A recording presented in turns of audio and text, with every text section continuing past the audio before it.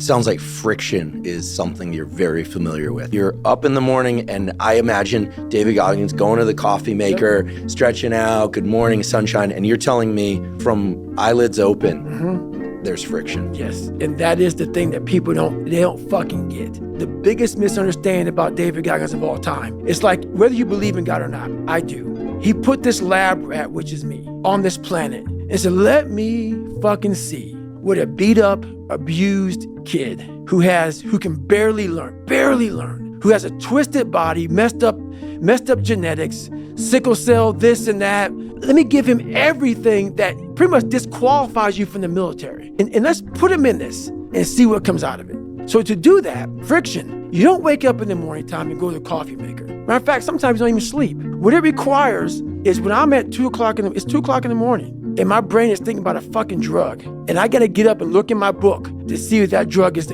how I remember it.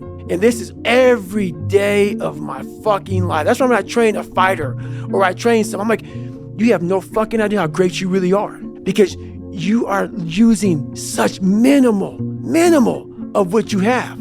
And if people can learn to focus, this is what's possible. While it may not be pretty, like people want to do a documentary on me. I go, no, I don't want you to do a documentary on me, because I will have normal, everyday people picking me apart. Oh, his life is miserable. Who wants to live like that? It's crazy how it's almost like he's sick, he's psychotic. The most frustrating thing in the world for me is when normal people judge a man like myself on what it really takes to extract greatness from nothing. It takes every bit of who you are if you choose that route.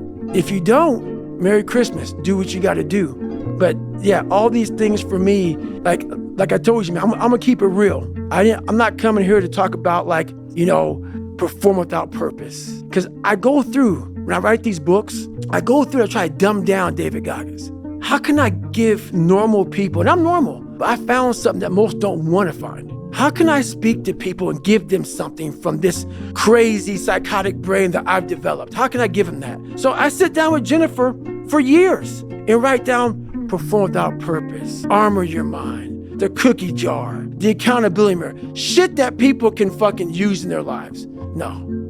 I'm glad it helps you, but the barbaric life that I live, that you have to live, the almost obsession that you must have to be great, you can't put that shit in a fucking book, bro. You can't put it in a book. You can't write about it. It has to be experienced. It has to be experienced. And you can't even, after you experience it, to write it in a book, it would seem like he needs to be locked up. It's too gory. It doesn't make sense for a guy that every second of the day, he is trying to extract more from something. He's constantly thinking, he's constantly disciplined, never going off the path. Whatever is injured on him, he figures a way. It's a conqueror's mindset.